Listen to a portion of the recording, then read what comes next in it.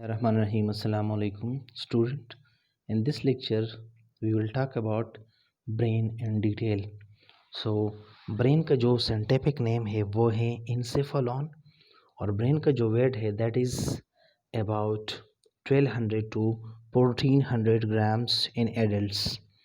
Our brain is located in cranial cavity or brain box. Brain is composed of about 100 billions of neurons. About 750 ml of blood is supplied to brain per minute. Human brain का जो wait है adult की case में तकरीबन 12 से 1400 ग्राम होता है और ह्यूमन का जो ब्रेन है ये क्रेनियल कैविटी या ब्रेन बॉक्स में प्रेजेंट होता है. Human brain is composed of about 100 billions of neuron. Brain को एक मिनट में तकरीबन 750 ml of blood is supplied. Human brain is divided into three major parts. First one is forebrain. Forebrain is also called prosencephalon. Prosencephalon is the largest part of the brain. ये divide हो चुका है into two part, that is telencephalon and diencephalon. फिर टिलेंसेफालन मुश्तमिल होता है pair of olfactory lobes और cerebrum पर. सो हम देख लेते हैं ओल्फैक्टरी लोब्स को. ओल्फैक्टरी लोब जो है ना 2 होते हैं नंबर में और हर ओल्फैक्टरी लोब जो है ना ये 2 पार्ट पर मुश्तमिल होता है. The interior swollen part and the posterior narrow tract part. The interior swollen part is called olfactory bulb and the posterior narrow tract is called olfactory tract. ये olfactory lobe जो है ना स्मॉल स्ट्रक्चर होते हैं जिसको cerebrum या cerebral hemispheres completely hide करता है, कवर करता है. इसको हम सिर्फ और सिर्फ वेंट्रल साइड से देख सकते हैं. इन जो हमारे पास ह्यूमन ब्रेन का मॉडल है उसमें हम सिर्फ और सिर्फ वेंट्रल साइड से देख सकते हैं. अच्छा, ये जो ओल्फैक्टरी लोब है that is connected to the olfactory region of the temporal lobe. Temporal lobe को हम देख लेंगे जब हम सेरेब्रम को स्टडी करते हैं. अच्छा, फिर olfactory lobe का फंक्शन क्या है? As the name indicate olfactory, it is concerned with olfaction. Olfaction means smell. इसका मतलब ये हुआ कि इसका काम क्या है? Smell है. It is concerned with smell. Olfactory lobe 2 in number. Each olfactory lobe has an interior swollen part called olfactory bulb and the narrow tract called olfactory tract.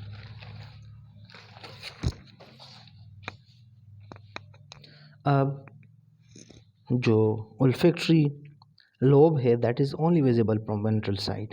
Why? Because they are completely covered by cerebrum or cerebral hemispheres that are concerned with the sense of smell, concerned with olfaction. Number 2 structure in telencephalon is cerebrum. So cerebrum क्या है? It is the largest part of the brain. इसमें बहुत ज़्यादा folds है, convolution है. ये folds या convolution क्या करते हैं? ये सरफेसियर को इंक्रीज करते हैं ताकि ज़्यादा से ज़्यादा न्यूरॉन को इकोमोडेट कर सके. तकरीबन सेरेब्रम 2 बिलियन न्यूरॉन्स पर मुश्तमिल होता है. अब हम देख लेते हैं स्ट्रक्चर ऑफ सेरेब्रम को.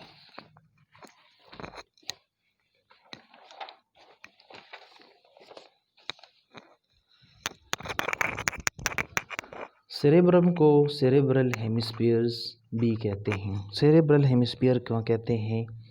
क्योंकि ये जो सेरेब्रम है इसको एक यहाँ पर इनके दरमियान में एक डीप डिप्रेशन है जिसको हम कहते हैं सेरेब्रल फिशर. ये सेरेब्रल फिशर जो है ना सेरेब्रम को 2 सेरेब्रल हेमिस्फीयर्स में डिवाइड करता है. ये जो वेव था ये डोर्सल वेव था अगर हम लेटरल वेव को देख लें तो लेटरली अगर हम इसको एक देख लें तो लेटरल वेव में किस तरह नज़र आएगा। ये हमारे पास क्या है,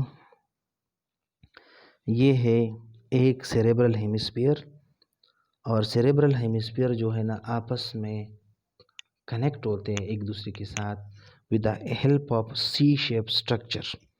इस सी शेप स्ट्रक्चर को हम कहते हैं कार्पस कैलोसम। कार्पस कैलोसम जो है ना ये कनेक्शन है between the two cerebral hemispheres. किस चीज़ से बना होता है, माइलिनेटेड एक्सॉन से बना होता है। इसको हम कहते हैं वाइट मैटर से बना होता है, because the myelinated axon appear white. Corpus callosum जो है ना ये सिर्फ और सिर्फ मैमल्स का कैरेक्टरिस्टिक फीचर है। इसके साथ साथ हम देख सकते हैं कि ये जो हमारे पास सेरेब्रल हेमिस्फीयर है इसकी दो पार्ट्स है। आउटर रीजन है जिसको हम कहते हैं कॉर्टेक्स या सेरेब्रल कॉर्टेक्स, जो कि ग्रे मैटर से बना हुआ होता है। ग्रे मैटर का मतलब ये है कि यहाँ पर सिर्फ और सिर्फ न्यूरॉन का साइटोन पाया जाता है, सिर्फ और सिर्फ सेल बॉडी पाई जाती है। इसके बाद ये वाला जो पार्ट है इसको हम कहते हैं सेरेब्रल मेडुला, जो कि वाइट मैटर से बना हुआ होता है। ये जो सेरेब्रल हेमिस्फीयर्स है ये इसका जो सरफेस है ये स्मूथ नहीं होता, बल्कि इसमें फरो और रेजेस पाए जाते हैं। मींस इसमें फरोज है, इसमें डिप्रेशन है और इसमें बल्जेस पाए जाते हैं। ये जो डिप्रेशन है, ये जो रेजेस हैं, इनको कहते हैं सल्साई, और जो बल्जेस हैं, जो रेजेस है, इनको कहते हैं गहराई। हमारे पास कुछ ऐसे रीजन्स है सेरेब्रल हेमिस्फीयर्स में, ईच सेरेब्रल हेमिस्फीयर में, जहाँ पर ये जो सल्साई है ये डीप होते हैं, डीप आ जाते हैं, और फिर हम उनको कहते हैं फिशर। हम इस व्यू में, इस डायग्राम में देख लेते हैं फिशर्स को भी और सेरेब्रल हेमिस्फीयर्स के पार्ट्स को भी, मतलब रीजन को भी। ये इंटीरियर साइड है और ये पोस्टीरियर साइड है। हम देख सकते हैं कि ये क्या है, ये एक सेरेब्रल हेमिस्फीयर है। सेरेब्रल हेमिस्फीयर में क्या है, सल्साई है, गहराई है, मींस डिप्रेशन है और बल्जेस है। ये जो डिप्रेशन है, सल्साई है, यहाँ पर डीप आ जाता है, और जो है ना ये फ्रंटल लोब है, इसको हम कहते हैं फ्रंटल लोब। फ्रंटल लोब को फिर क्या करते हैं, पैराइटल लोब से सेपरेट करता है। मींस ये जो सल्साई है डीप आके ये क्या करते हैं, ब्रेन को लोब्स में, पार्ट्स में डिवाइड कर रहा है। सेरेब्रल हेमिस्फीयर को जो डिवाइड कर रहा है, इस डिप्रेशन को हम कहते हैं सेंट्रल फिशर। ये रीजन हो गया हमारे पास frontal lobe, as it is present at the interior side, front side, और ये पोस्टीरियर साइड पर प्रेजेंट है, लेकिन अपर बैक साइड पर है। That is that portion, that lobe is called parietal lobe. और फिर इस तरह सल्साई गहराई और सल्साई डीप आ जाता है। ये बनाता है किस चीज़ को, पैराइटो ओसिपिटल फिशर को।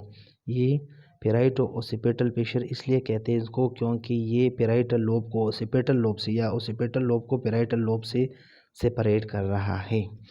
और फोर्थ जो लोब है वो कौन सा है, that is temporal lobe. Temporal lobe को कौन जो है ना सेपरेट कर रहा है बाकी लोब से, लेटरल आर सेल्वियन फिशर।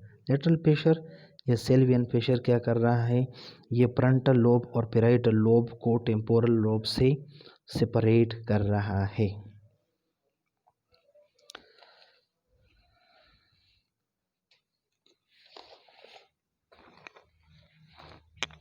थोड़ा सा डिटेल में देख लेते हैं। Structure of cerebrum. Cerebrum is divided into two cerebral hemispheres, and both the cerebral hemispheres are connected or linked together by a band, by a bridge of nerve fiber called corpus callosum. जैसा कि मैंने आपको diagram में explain किया कि हमारे पास जो cerebrum है, ये सेरेब्रम दो सेरेब्रल हेमिस्फीयर में डिवाइड हुआ है। कौन डिवाइड कर रहा है, मैंने जैसा कि आपको बताया, यहाँ पर एक डीप डिप्रेशन है। इस डीप डिप्रेशन को हम कहते हैं सेरेब्रल फिशर। ये सेरेब्रल फिशर जो है ना सेरेब्रम को टू सेरेब्रल हेमिस्फीयर्स में डिवाइड कर रहा है। और ये जो सेरेब्रल हेमिस्फीयर्स है ये आपस में लिंक्ड है, कनेक्टेड है with the help of a band, with the help of a bridge. Nerve fibre means white fibres means myelinated axon का एक बैंड है, एक ब्रिज है जो कि दोनों सेरेब्रल हेमिस्फीयर्स को आपस में कनेक्ट कर रहा है। और इस ब्रिज का नाम है कार्पस कैलोसम। कार्पस कैलोसम का फंक्शन क्या है? It carries memory available on one side of the brain, mean one side of the cerebrum to the other side of the cerebrum. The right cerebral hemisphere control left side of the body and left cerebral hemisphere control right side of the body. Right cerebral hemisphere body की left side को control करता है और left cerebral hemisphere body की right side को control करता है। Functional part क्या है सेरेब्रल हेमिस्फीयर्स के? सेरेब्रम के पहले देख लेते हैं। Cerebrum is divided into two functional part. Cerebral cortex जो कि आउटर पार्ट है या आउटर कॉर्टेक्स कहते हैं या ग्रे मैटर भी कहते हैं, which contains only साइटोन।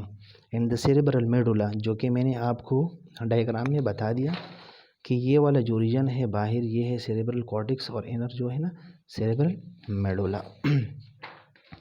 Cerebral medulla या इनर पार्ट या इनर मेडुला जिसको हम वाइट मैटर भी कहते हैं, which contain only myelinated axon.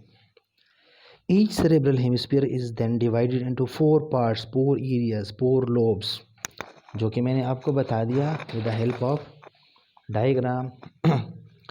frontal lobe, parietal lobe, occipital lobe, and temporal lobe। frontal lobe front side पर प्रेजेंट है, इंटीरियर साइड पर प्रेजेंट है, और पेराइटल लोब जो है ना अपर पोस्टीरियर पोर्शन पर प्रेजेंट होता है। फ्रंटल लोब और पेराइटल लोब को एक दूसरे से सेपरेट कौन कर रहा है? Central fissure. और फिर है हमारे पास लोअर बैक साइड पर ओसिपिटल लोब।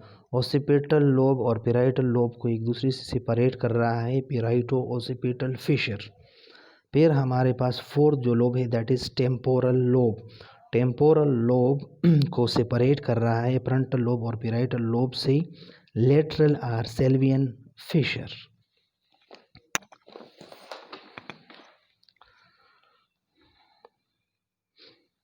अब each lobe is composed of different functional areas like visual area for vision is located in occipital lobe। Her lobe का एक ख़ास फंक्शन होता है, इसमें ख़ास फंक्शनल एरियाज पाए जाते हैं, जैसा कि विजुअल एरिया जो है ना जो कि विजन के लिए रिस्पॉन्सिबल है, देखने के लिए रिस्पॉन्सिबल है, that is present in occipital lobe. Auditory area for hearing, auditory means hearing के लिए जो एरिया है